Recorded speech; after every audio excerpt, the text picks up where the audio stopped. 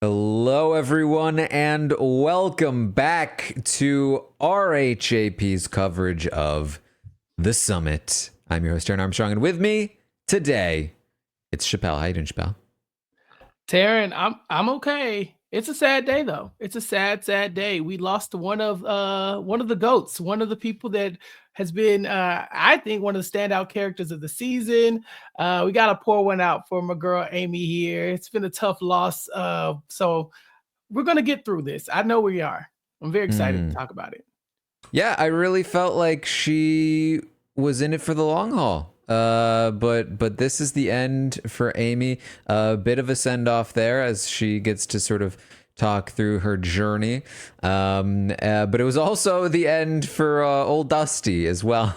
It's a double elimination, Dang, I forgot about Dusty going out that quickly. Dang, I mean, right? yeah, they are. I mean, they really yada Dusty in a way that I think we could have saw coming. Right? They've been telegraphing this move for a couple episodes that people were like, I don't know about Dusty. Dennis was kind of aiming for Dusty, and then in this episode, they finally slit his throat. So yeah, one down for Dusty, one down for Amy. I think that means there were 7 people left, and 2 episodes left. So yeah, not much left of the summit. Just I think this last little mad dash through the last checkpoint and then to the top of the mountain, so we can finally find out how this show ends. Yeah, we really don't know still. Mm-mm. So let's talk about this episode. I did feel like this was a better episode of the Mm. summit. 2 eliminations was nice. More strategically focused. I will say, I was sad to see Amy go, but at the same time, I was kind of like, at least we won't have to see the same segment about Amy being slow for like the 10th time.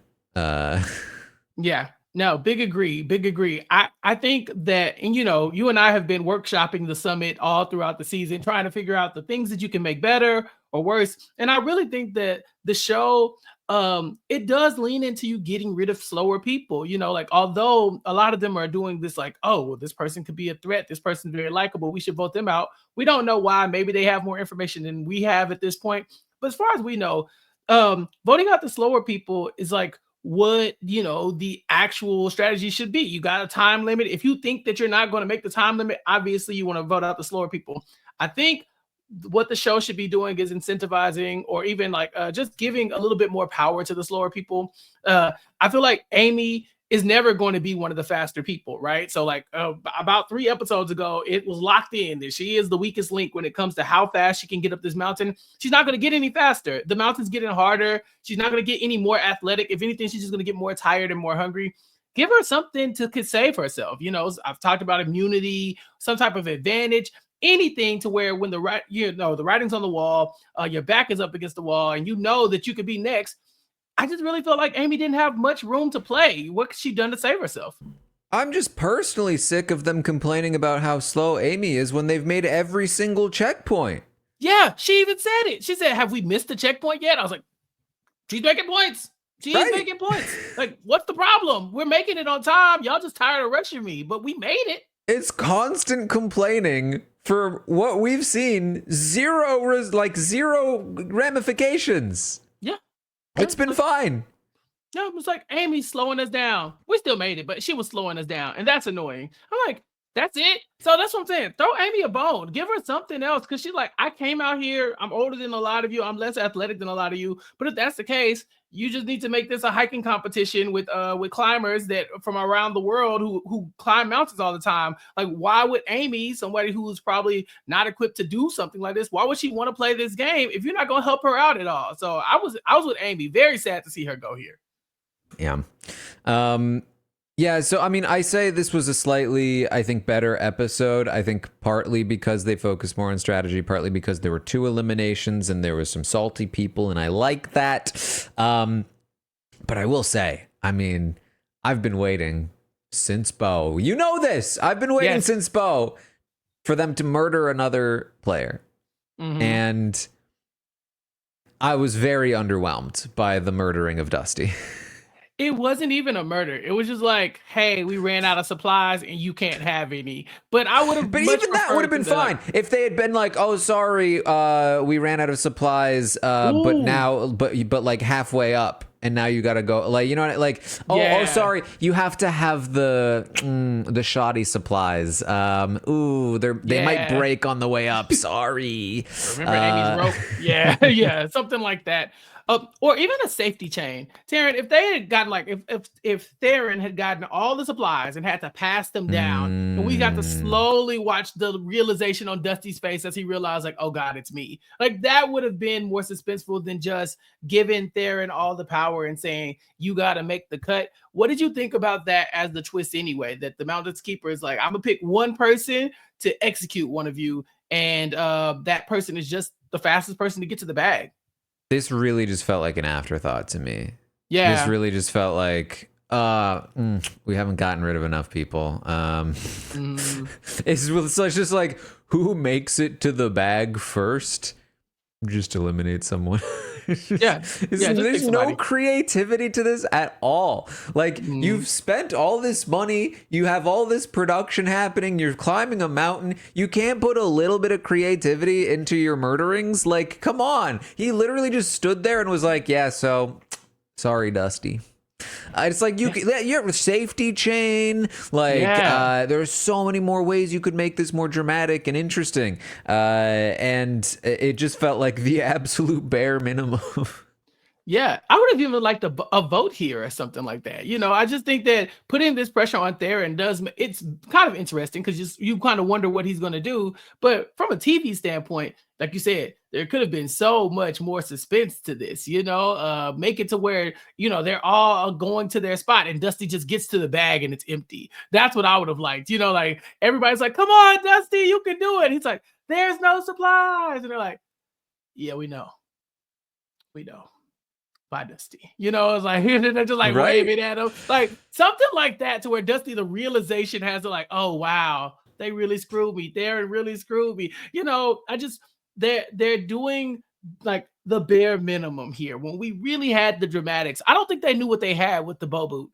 I don't know I think they thought like Yeah. people wouldn't like that. People would think that was too harsh or too gruesome. Maybe it would deter people from going on the show. But I think that's where the magic was, and we've just been trying to recapture that ever since episode 2.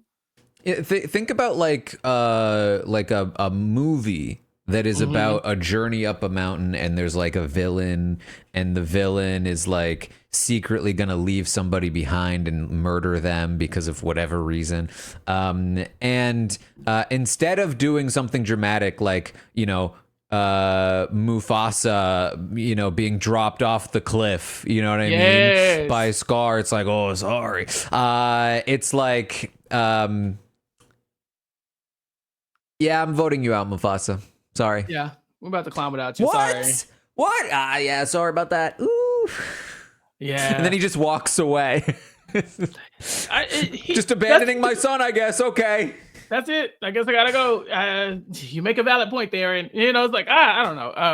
I also think that Dusty handled it pretty well for someone like Dusty because he's just like, I don't think a leader would make this decision. And Theron goes, "Well, I guess I'm a follower." And I was like, I mean, yeah, valid points on both sides. Like I don't know if this is the right move for Theron. I mean, people are pressuring him to get rid of Dusty, but and he does. And then he has to go and get rid of Amy anyway, who he basically sacrificed Dusty for. So I don't know. I feel like if he gets Amy there, is Dusty the person who gets voted out anyway? Like when they get to the nominations? That was my thought, but then Punkin was like, "Oh, I can't believe he took out Dusty. I loved Dusty. I trusted Dusty." And it's like, "Oh, okay. Maybe it would have been tough to take Dusty out there. Like if you take out Amy, all of a sudden Dusty just needs to pull in like Genie or something, and all of a sudden you don't have votes anymore." Yeah. So But you it's can't count like, on Genie. exactly, like it's just, and you didn't like. Yes, Nick pushed for this in the shadows, but like if he has to cast a vote in public, is he willing to vote out Dusty? All of a sudden it gets a little trickier, and so I think sniping out Dusty here did make some sense. It just it put like a spotlight on Theron for sure. Yeah. And I wonder if this is even a good move for Taran, because people are talking about, like, oh, this person has friends that we voted out. This person's cool with everybody. This person's got a great social game. Even Taran's talking about it when he gets rid of Dusty. He says, Dusty's just better at the game than I am. And then I'm saying, what difference does that make to you? Y'all both have to get up the mountain, right? Unless we're all being snowed, you and I are the only two people who don't know that when they get to the top, there's some massive jury vote, or there's only 3 slots, and and there's going to be 5 people, and they got to battle it out or something like that. What difference does it make if you get rid of Dusty? In fact, it probably is worth for Taran, because he's the one who had to like gruesomely slit Dusty's throat in a way where Nick, who wanted Dusty out, is kind of like, wasn't me. So, if there is a vote, Taran, you got to get up there and look Dusty in the eye as he says, you cut me to keep Amy, only to cut her. When in reality, had you just cut Amy, I don't think anybody could have faulted you for that. Amy probably would have been upset, but the idea that she's the slowest one, thus let's move on, I think that's that's an easier pill to swallow than you're really good at everything. We love you so much. You're so good socially with everybody, thus you have to go. For someone like Dusty, I don't know if that's gonna do him any good. Yeah, I mean, and then he does also say, like, I mean, my other thought was you, Amy. Which is crazy, because why would you say that? What is wrong with you? He said, what, you want me to pick between Dusty and Amy? How am I supposed to do that? It's like, you were supposed to say, Dusty's the only person that I would ever be willing to cut from this group ever, and it's killing me to do that. But honestly, I just can't stay. Like, it has to happen. Somebody has to make the hard choice here. If Dusty weren't here, I'd be eliminating myself, to be honest. Right. Like if it was up to me, we bring back Bo to vote him out again. Like this just, I can't believe it. But to put the target on Amy, of course she's going to put the target back on you. What other move does she have? So very interesting from Taran, who I thought had been playing pretty good thus far. I'm going to say some like, all right, there might be some problems with some of the strategy, I think. Can we also talk about how they have yet again forced them to eliminate somebody out of checkpoint and then said, and took the money? Sucks for you. You don't get to steal their money because you eliminated them without a checkpoint. It's like you made them do that. Yeah. Don't advertise $1 million prize and if you have 0% chance they're going to get $1 million spots where you have to lose money. And it's actually so much more impactful now because there were only 7 people and they've been each accumulating more money. So it's like, Dusty leaves with a much bigger chunk of the prize money than Bo did or than Tony did. So it's just like, you never intended on paying them $1 million. That's the best point about this. It's like, you said $1 million, but you really meant about episode 8. We're actually going to cut it down by like, I don't know, a couple 100,000. Like, what are you talking about? What do you mean that you're just going to vote out Dusty and send the money? And they said, and send the money away. Like that was going to change anything about the vote. The money's leaving regardless. I would love to see a world where maybe each of them is carrying a different amount of money, right? So maybe that incentivizes somebody. Like, let's say I want to get rid of Dusty, but Dusty's carrying the most money. I just can't part with that, with that large of a chunk. Whereas, I don't know, Punkin over there, it's got like, $5K. She can go, at least we saved the money. That they brought it up like it was something they could avoid. And in reality, they can't. It's given the traders, like it's like you can win all this money, but in reality, yeah, I mean, I think there are some fun ways to work with that. You could have it be like you can allocate money. Yes. Like, hey, Amy's struggling to get up the mountain. What if Dusty holds on to most of her money as they go up? Is she okay with that? Do you start arguing? Now Dusty has too much money. What if we want to get rid of him? Or what if he runs away with something? Like, maybe you can give up and just take your prize at some point. Maybe that's an option for you. Maybe by like getting to the checkpoint first, you get some extra money, or you get to allocate and you get to take as much as you want in your own bag.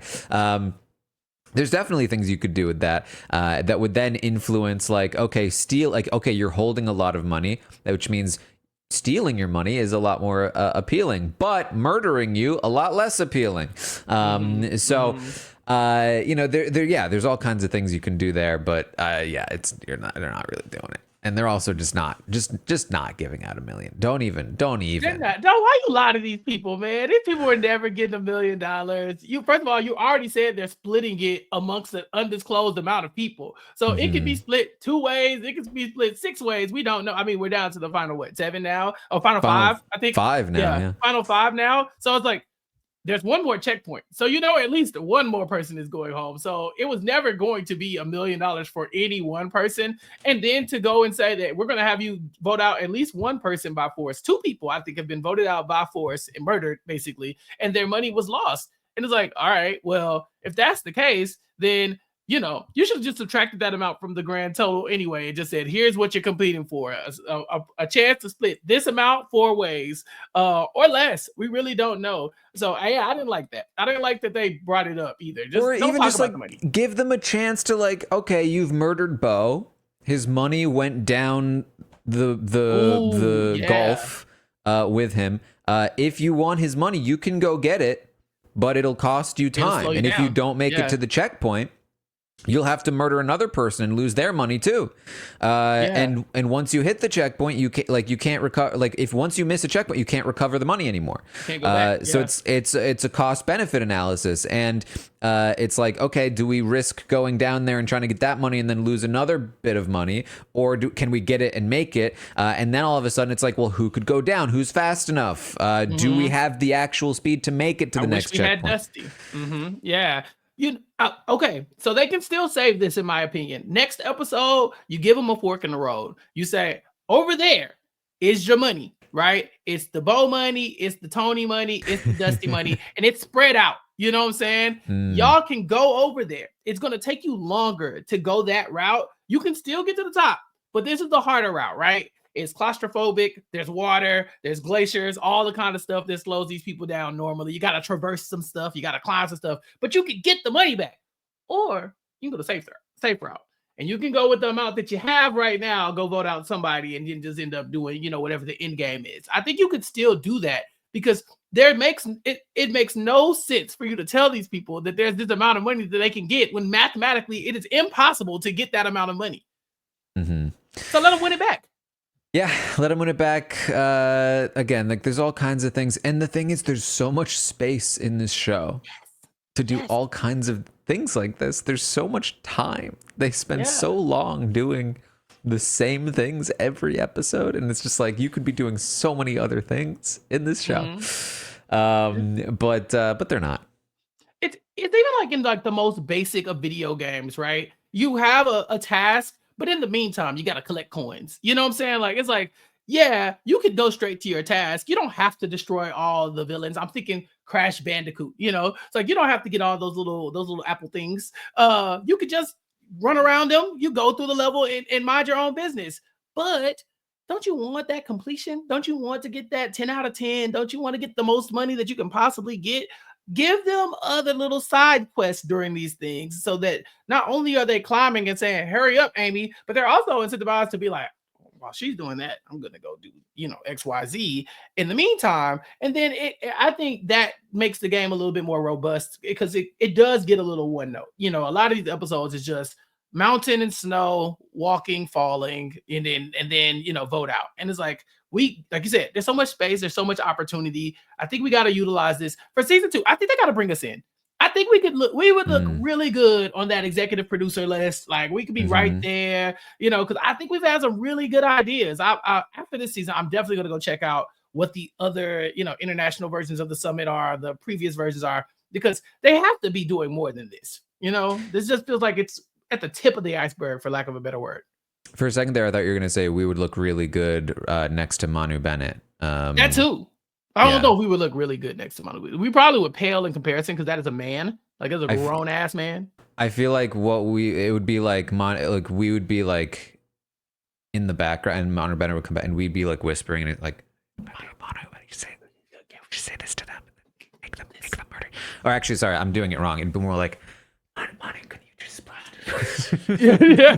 Hey, Mr. Bennett, I got an idea. Have you tried this one? Use Manu Bennett more. I'm just saying, we got some. There are some gems here, Taran. We just got to explore them. But there's probably gonna be a season 2. I don't know. I haven't been tracking how it's been doing in the ratings. Me neither. But CBS seems to love this show. They're always advertising it. I will say I have not seen very positive feedback. I think a lot of people are like us are just in the dark as to like kind of how it ends. And so they're having the same what if scenarios that we're having, right? Like, what if you did this? What if you did this? This could make better. This could be better. This could be better. But we talked about this before. A lot of the shows that we watch, the first season is kind of a rough draft. Famously Big Brother season 1, we don't even talk about. Because by season 2 you get what begins to be the show that we know. Then by season 3 you start to get the show that we actually know. Then around season 10 we lose that show, and then we start playing a different show around season like 12, and now we got a whole different product that it's fine. It's not what we signed up for, but we'll take it. I think that there's room to grow in that direction, but right now people are still waiting on the moment from the summit. And I think there can be still, we just haven't got there yet. Yeah, I'm looking at the ratings for the season. It started at 3 million viewers. The premiere had 3 million viewers because, which I think is pretty decent for a premiere. I think they're advertising it pretty well. For comparison, Survivor seems to hover around 4 to 5 million viewers this season. Okay. Big Brother tends to be somewhere from like 2.5 to 4, depending on the episode. So it started with 3 million, quickly dropped down to 2, and has been hovering around 2 for the rest of the season, which is I think not bad. I mean, Big Brother's been on for 50 years, and it has 2 million roughly, depending on the day. So I think, like you said, it's not bad for this show. But if they want to kick it up a notch, there's definitely room for improvement. Yeah. All right. Well, we lose Dusty. He's a little salty, not dusty, but salty. A little salty.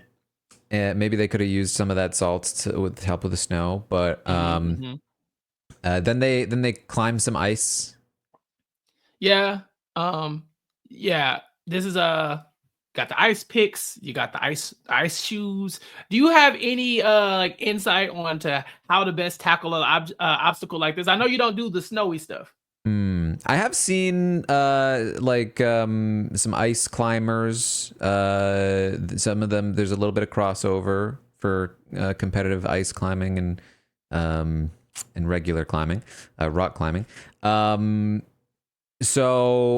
I don't really, there's not much. I think that what Taran was talking about like getting a good handhold is definitely huge.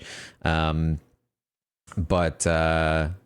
I think it's pretty straightforward in terms of just like get it in, try to get your feet in as much as possible.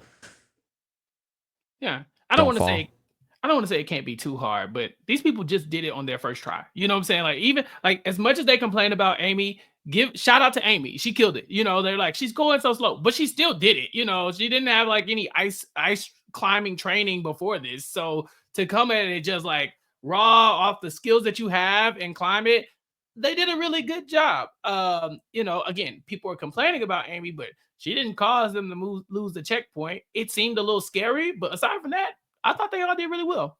I would recommend checking out the competitions with these. Those people do some impressive things with those ice picks. Like they'll like put the tip of it on a tiny little hold and then like pull up their entire body and then like do a figure 4 and then like notch it out somewhere else. It's wild. But yeah, this is probably the equivalent of like a V0, like very easy, just kind of like climb straight up the wall with that. But in the elements, it's certainly much harder. You're wearing a bunch of stuff and you're not trained in it. But it just like wasn't super compelling to watch. I think there's just no stakes in these. And I feel like there haven't been in a while. Yeah, it's just like you're slowing us down. But again, I don't know if you have. You can only cry slow so many times on this show. You did it in episode 1, and I was like, oh, they didn't make the checkpoint. And then in episode 2, they were like, oh, we're murdering Bo. But episode 3 and on, it hasn't mattered. They've complained, but it hasn't mattered like at all. So I at this point, I just tune it out. Yeah. Because it doesn't mean anything. I mean, unless you're Amy, in which case it means everything, because they keep blaming everything on her as if they're losing money or time because of her, and they're really just not. I mean, like, if you have 10 hours to complete something and you complete it at 8 hours every time, it's like, yeah, that's not the ideal pace.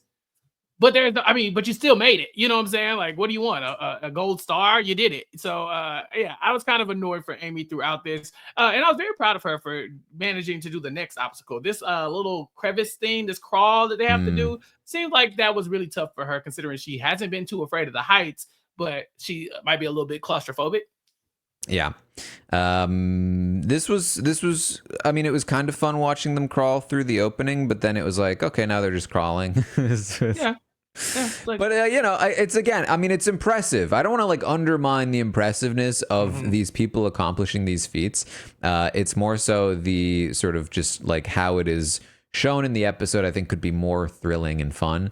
And it was nice to have that moment of like, but now it's Amy that needs to be comforted when she was doing the comforting before. Like, that was kind of fun, but yeah, it's just too samey. Can I samey for Amy? Can I pick Amy on somebody really quickly? Can I pick on? I just want to pick on one person, and I have to do this because I'm so confused by what my girl is doing. Punkin, what is happening? What is happening with Punkin? She goes into every episode like, man, I think I can trust Taran and Becky Lee. I'm like, can you? Because they have never once showed up for you one time in this game. Taran and Becky Lee have been screwing you over left and right. We know she has a final 3 with them, but I mean, Taran cuts Dusty without even looking in your way. She's like, hey, I think we should get out Nick. He would come after me. And Taran's like, okay, girl, whatever. Like, Punkin is doing nothing. And I'm really concerned. I'm like, I don't know how you can pull yourself out of this position. I think that's the thing that's bothering me the most. Like, I feel like once you're at the bottom, it's really hard to get out of that spot without any other incentive for these people to keep you. I feel like she's also like, it's so hard to know what she's thinking because I feel like she's barely been in the show. Like, yeah. I know and like her, but only based on just like the little bits we get occasionally. Yeah. Like, so she's made it to the final 5, and I feel like she is by far the most underrated player there. Like, I've seen more of Jeannie, and it's just like, why? She seems very key to this whole thing. But yeah, they have this interesting strategic dilemma where it seems as though you have the duo of Taran and Becky Lee managing their 2 final 3s between Nick and Punkin, and they both want the other one out. Yeah. And this is actually kind of dangerous because this is the classic Dr. Will problem of you have a duo, you're managing a third, and you're presenting yourself essentially as the duo to each of those people. And I was like, this is kind of dangerous. And then you see Punkin go and talk to Nick, and I was like, this is exactly the problem. Yeah. And that was a good instinct, is to go and talk. Like, if you know that you're coming after each other and the other people are letting you do that, you have to then go to that person and be like, hey, they're pitting us against each other. It didn't seem like Nick was open to anything, which seems silly, but like, that possibility is still there.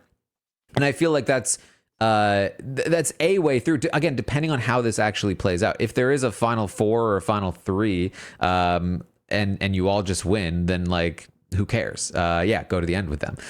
If it's a final 2 or a final 1, then yeah, maybe you need to like maneuver around this. Although by the end of this episode, we see that Becky Lee is starting to look at Taran, and I could very easily see Becky Lee wanting to go to the actual end with Punkin at this point, because she's like the most with her and least threatening strategically of the others at this point. So I don't know that there is anything she needs to do, because I don't know how the end works. Yeah. I like what you bringing up with this pair that's being left out of this, like this competing for this 3rd spot, because you're right. Punkin and Nick get together and they go get Jeannie and say, Jeannie, you're the new Amy. You're the slowest person on the team. If it's not one of us, it's going to be you. You have to come with us. And now we can get either Becky Lee or Taran out and solidify us as the new core group. Now, Becky Lee has been doing some witchcraft throughout this entire season. Like, they can't touch her. She's untouchable. It's really like, if she wins this game, we're going to be talking about this for a long time. And it's like, oh, that's the strategy. You're going to be the Becky Lee of your season. But I mean, it is like the one saving grace of the show, I think, for me has been like, at least we're seeing some really impressive strategic play from Becky Lee. Oh yeah, she's killing it. Even like I said, even Taran starts to slip up at this point. Whereas I think he had been doing pretty good at like staying out of the fray. But yeah, it's looking like it's going to be a runaway. So if these people can start to talk, and again, there's 5 people. In this episode alone, Becky Lee says, "Yeah, there are 6 of us left, and there are 4 people who could potentially go home." Now, one person does go home. That means there are 3 people who survived that vote who could have potentially went home. That 3 is now the majority if they can just figure out that the other 2 are fine. And there's no point. The same decision, the same reason they're bringing up getting rid of Dusty and and Jeff way back when are the same reasons you can look at them and say, this is why we need to get rid of Becky Lee and Taran. They're too likable. They're too athletic. Everybody, they're sociable. They seem to have a good strategy for the game. If I'm them two, I'm trying to lock in whatever I can now and just like latch onto it. Go get Jeannie and say, Jeannie, you're with us. Screw Nick, screw Punkin. It's the 3 of us because they're about to like if they just have a conversation, like a real conversation about where they stand. Quickly, they will realize that any of them could have been on the chopping block, except for those 2 people. They're the most insulated 2 people in the game, and it might be time for them to start targeting Becky Lee and Taran.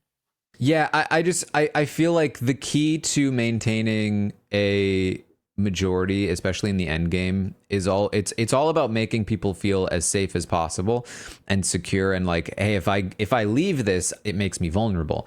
And so when you actively leave somebody hanging out to dry, and they like actively know, like, hey, Nick is coming for me. I would really like to do something about Nick. And you're like, ooh, but Amy, ooh, yeah. Like that's a tough look. And at some point, I think you need to be able to do the thing that makes them feel more secure, because it doesn't seem to matter. Like, yeah, you could probably take out Nick here, and then is Punkin gonna go with Amy and Jeannie against you and Taran? I don't think so. I think she's like, oh, thank you for, like, we took out Nick, you had my back. Like, it's the 3 of us against those 2, and now we'll make sure that we have the speed that we need to get to the end. And vice versa. If you take out Punkin there, I think Nick is a little more likely to go with Jeannie and Amy, so I probably wouldn't do that. But I think there's value there. I think you could make that play, and it works. But who knows? I don't know. I still don't know how the end game works, so it's hard to say. Yeah, I've been going at this assuming that there's 4 slots, right? Like we have 5 people. They're going to have one more person they got to vote out, and then the rest of them just have to make it to the top. Like there's going to be like a non-elimination, round where it's just like make it to the top and in this time frame, and you get the money. Like that's how I've been approaching it. And so to that, I'm saying you got to survive one more vote, and that's why I'm looking at Punkin like, girl, what are you doing? You got to make sure that it's not going to be you. Nick seems like he's going to be pushing. I think, again, if I'm Jeannie, I'm also looking at the atmosphere and saying, okay, of these 5, who's most likely to get voted out next? I don't see why she doesn't think that it's her. And so I'm looking at the Punkins and the Nicks and the Amy's, the Jeannies of the world right now to say, all right, here's your chance to solidify one of those spots, because you got at least one more vote to get through. And right now, I just don't think they have a plan for how they're going to do it. Whereas Becky Lee and Taran, they're a duo. So they only need one other person to pull in. And with this public voting where you have to raise your hand and nominate people right in front of Manu, it incentivizes people not to throw out other nominees. We saw that there were 4 potential people who could have gone home, but only 2 got nominated. Manu's like, so anybody else on your minds? Nope, we're good. Nope. Yeah. not doing that. I think we're good. Solid. We don't want to keep any conversations going. I think we're good with Amy here. So yeah, they got to make a move. Yep. But they do decide to take out Amy. Amy leaves, and as Amy leaves, the mountain expresses its unhappiness. As it should have. The mountain not is pleased. Yeah. Now, you know what I would like? If the mountain, them being removed from the game goes toward their amount of days that they have to get this done. Like I would love for them to come back and be like, you lost a day. Sorry. Because they say it's basically like a 24-hour storm, right? It's a very specific amount of time for this storm. It's like, this storm's going to last a day and y'all getting y'all ass back up on that mountain. And so A day from now, Manu shows up like, yep. Well, remember we said you had 2 days left. You only got one. Good luck. That's I mean, the how kind funny of would it be energy if I he's need. like, yeah, sorry, you're out of time. Woo! Remember when we told you to That's speed the end up? of the show. You didn't listen. You really could have cut out. You should have voted out Amy a long time ago. There you go. Yeah. So they're getting removed because it looks like it's very unsafe to be doing this right now. I think this might be a flaw in the game design as well. It's happened in Survivor a lot less, and they don't talk about it as much. Sometimes weather gets out of control, and they do have to remove people from the game for a little bit and then put them back in like nothing happened. But this seems like this could be a recurring thing on a show like The Summit. So I don't know how they're going to address this in the future, but I don't really like the idea that we had so much suspense, so much building up, and they're like, all right, stop the press, cut the cameras. We got to put everybody off the mountain. I kind of liked it. It was the most real moment of the whole journey to me. It was like, okay, guys, this isn't like, fake. This is really dangerous. Yeah. This is like actually dangerous. We need to like actually evacuate you out of here because you're actually at the top of a mountain. Yeah, Manu's in his dressing room and he's like, wait, there's real avalanches here? He's like, yeah, what do you think? This is not a script. Like these are real avalanches. Get out. Let's go. It's like, oh God, I didn't know. They didn't know it was that serious. They brought in the chopper. It's like, that's where everybody's like, oh shit. They're serious about this thing. So yeah, I like it. I like it because it's a mountain. It's a mountain. It's supposed to be real, right? And I like that it was a safety person that came in and it wasn't like Dusty showing up and being like, hey guys, I think we should really. Now that would have been funny if Dusty's like, yeah, I was gonna leave, but the weather got really bad. So I'm just gonna helicopter out with y'all. Who did y'all vote out? Amy, that's crazy. Crazy. It'd be cool if I just stay, right? No, is we cool? Yeah. The safety person also brings the gravity, to the situation as well. It's like, no, it would have been Manu if it was fake, but this is like, nah, we had to bring in the person who came when the rope broke last time, I will never. And they were like all huddled up, like it seemed like an actual. Maybe it wasn't, but it seemed like an actual moment of like, hey, we're celebrating, and then like, oh, guys. Yeah.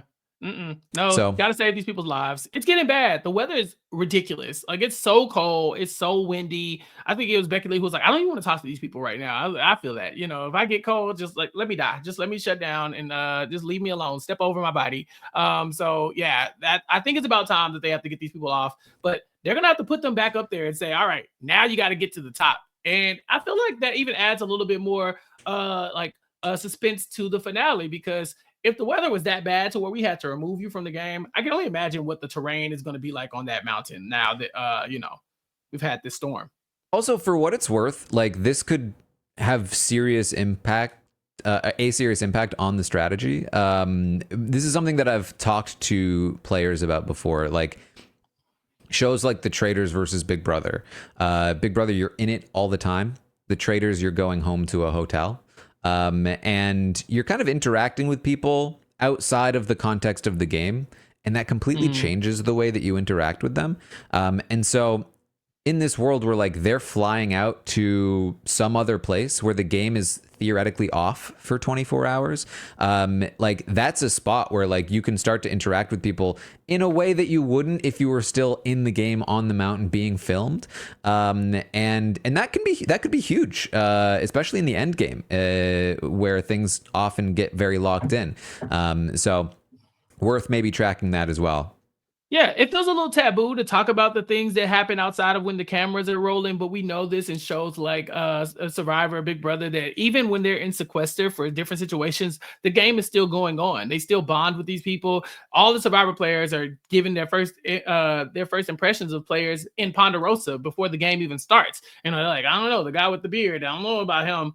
They do that all the time. And so we put you in a very harrowing situation where your life can be in danger if you don't get off this mountain, and now you're huddled up on this helicopter and all you have for each other is comfort and the hope that you can get back in the game and play. And then you start to bond with somebody just on like this silent agreement that we're gonna get through this, And so when you land, you're like, who I really wasn't bonding with while I was on that helicopter?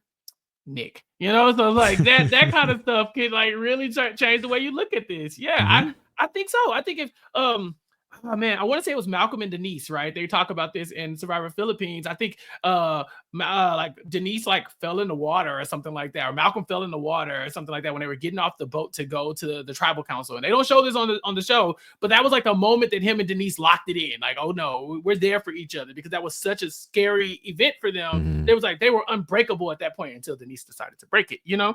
I think something like that could happen here too. So yeah, I'd love to see it though. I want to see a little bit more suspense, because right now it's the Becky Lee show. And not that I'm hating on Becky Lee, she's doing her thing, but I think for television, we need a little bit more drama. All right. Well, anything else, Chappell, from this episode?